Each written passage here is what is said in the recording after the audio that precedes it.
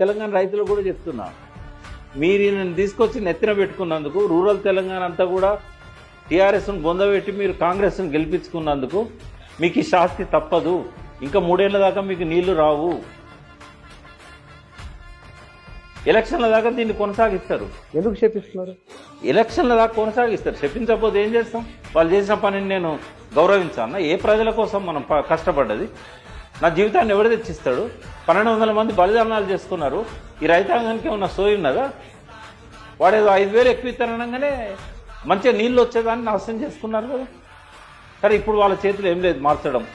కనీసం బతకండి.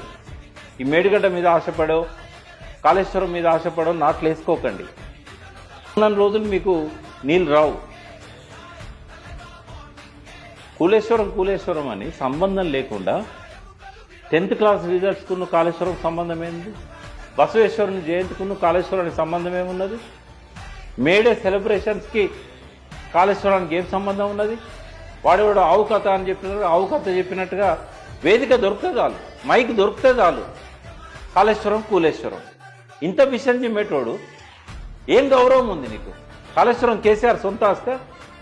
కాళేశ్వరం వల్ల కేసీఆర్ పొలాలకు మాత్రమే పోతున్నాయి నీళ్ళు. ఈ దౌర్భాగ్యపు మాటలు చూస్తే మంట రాకపోతే ఏమవుతుంది? పెట్టని కేసులు పెట్టుకోండి. ఎన్ని కేసులు పెడతాడు?